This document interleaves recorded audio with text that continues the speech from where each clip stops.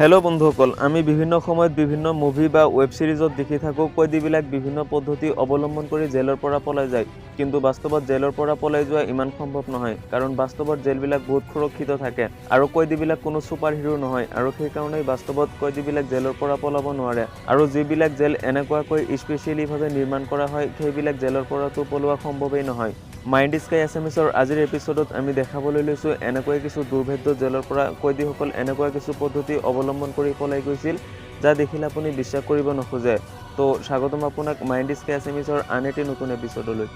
বন্ধুসকল আপোনালোকে হয়তো জানে এলকাটাছ এনেকুৱা এটি জেল যেটো পৃথিৱীত যিমান জেল আছে তাৰ মাজত দুৰ্গম ঠাইত অৱস্থিত অন্যতম এটি জেল এই দুৰ্গম ঠাইত অৱস্থিত এই জেলৰ বিষয়ে আপোনালোকক কৈ আছো বিভিন্ন কয়দী এই জেলৰ পৰা পলোৱাৰ কাৰণে বহুবাৰ চেষ্টা কৰিছে কিন্তু তেওঁলোকে চৰমভাৱে ব্যৰ্থ হৈছে কিন্তু কোৱা হৈ থাকে 1962 চনত এক কয়দী ইয়াৰ পৰা পলাই গৈছিল আৰু সেই ব্যক্তিৰ জেল পলোৱাৰ পদ্ধতি সকলোকে আচৰিত কৰি দিছিল সেই কয়দীৰ পলোৱাৰ ইতিহাস কোৱাৰ আগতে এই জেল সম্পৰ্কে আপোনালোকক কিছুটা ধাৰণা দিও এই জেলটো নিৰ্মাণ কৰা হৈছিল 1934 চনত আৰু এটো পুৰাপুৰিভাৱে বন্ধ কৰা হৈছিল 1963 চনত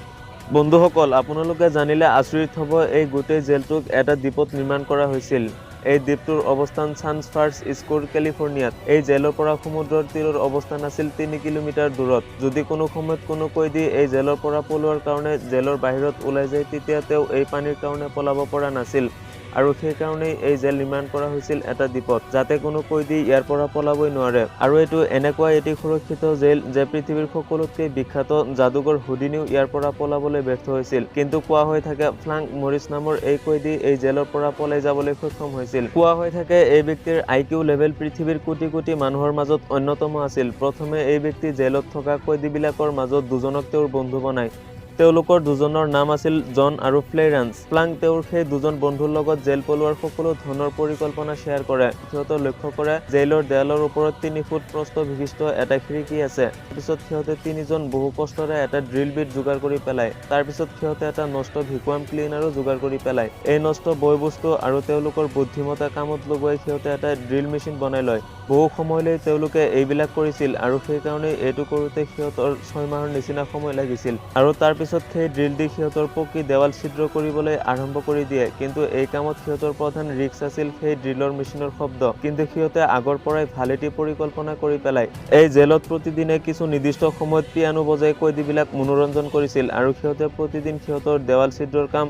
ঠিক সেই সময়তেই কৰিছিল প্ৰতিদিন অলপ অলপ কৰি ছিদ্ৰ কৰিছিল আৰু বাকি সময় সেই জাগাখিনি কাপোৰেৰে ঢাকি ৰাখিছিল সিহঁতে আৰু এটি বুদ্ধিৰ কাম কৰিছিল সিহঁতে সিহঁতৰ সিঙা কাপোৰেদি আৰু কিছু বয়বস্তু সংগ্ৰহ কৰি তিনিটা বেলেগ বেলেগ মাস্কো বনাই লৈছিল তাৰ পিছত সিহঁতে এক জেল কৰ্তৃপক্ষৰ ৰেইনকোট চুৰি কৰিছিল আৰু সেই ৰেইনকোট সম্বল কৰি 1962 চনত এক ৰাতি ফ্লাংক আৰু তেওঁৰ এক বন্ধুক লৈ সেই জেলৰ পৰা পলাই গৈছিল কাৰণ সেই জেলৰ পৰা পলোৱাৰ সময়ত সেই ছিদ্ৰৰে কেৱল মাত্ৰ ফ্লাংক আৰু তেওঁৰ দুজনৰ মাজত এজন বন্ধুৱে ওলাব পাৰিছিল তৃতীয়জন ওলাব পৰা নাছিল আৰু সেই কাৰণেই সিহঁতে এজন বন্ধুক তাতে ৰাখি সিহঁতে পলাই যাবলৈ বাধ্য হয় সিহঁতে জেলৰ পৰা বাহিৰত ওলাই অহাৰ পিছত সেই ৰেইনকোট বতাহত ফুলাই পানীত উপঙাই পলাই যায়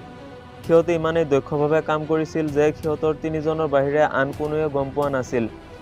সিহঁতৰ দেৱালৰ সেই ছিদ্ৰৰে পলাই যোৱাত যাতে কোনোৱে বুজিব নোৱাৰে তাৰ কাৰণে সিহঁতে দেৱালৰ ৰঙৰ এটি বৰ্ডো সংগ্ৰহ কৰি পেলায় কিন্তু সেই বৰ্ড দি সিহঁতৰ দেৱালৰ ছিদ্ৰ দেৱালৰ নিচিনা কৰিবলৈ প্ৰচুৰ পৰিমাণে গ্লুৰ প্ৰয়োজন হয় কিন্তু সিহঁতে পৰ্যাপ্ত পৰিমাণে গ্লু সংগ্ৰহ কৰিব নোৱাৰাত জেলৰ কনষ্ট্ৰাকচনৰ কাম চলাকালীন সিহঁতে তাৰ পৰা কিছু সিমেন্ট আৰু বালিৰ মিশ্ৰণ চুৰি কৰে আৰু সিহঁতে সেইবিলাক দিয়ে ফেক দেৱালৰ পৰিৱৰ্তে ৰিয়েল দেৱাল তৈয়াৰ কৰি পেলায় আৰু সেই কাৰণে সিহঁতৰ পলোৱাৰ কাৰণে কঠিন হৈ পৰে সিহঁতৰ পলোৱাটো ইমানেই কঠিন হৈ পৰিছিল যে একজন বন্ধুক ৰাখি বাকি দুজন পলাই যাবলৈ বাধ্য হয় কিছুমানে কয় মাছ সমুদ্ৰত ডুবি সেই কয়দী দুজনৰ মৃত্যু ঘটিছে কিছুমানৰ মতে সিহঁত দুজন ব্ৰাজিলত পলাই যাবলৈ সক্ষম হয় যদি ভিডিওটো ভাল লাগি থাকে তেন্তে শেয়াৰ কৰিব পাৰে আৰু আপুনি যদি এনেকৈ ৰহস্য ৰোমাঞ্চ আনকমন আৰু ইন্টাৰেষ্টিং ভিডিও চাবলৈ পছন্দ কৰি থাকে তেনেহলে মাইণ্ড স্কাই এছামিজ চেনেলটো এতিয়াই সাবস্ক্ৰাইব কৰক আৰু কাষত থকা বেল আইকনটো প্ৰেছ কৰক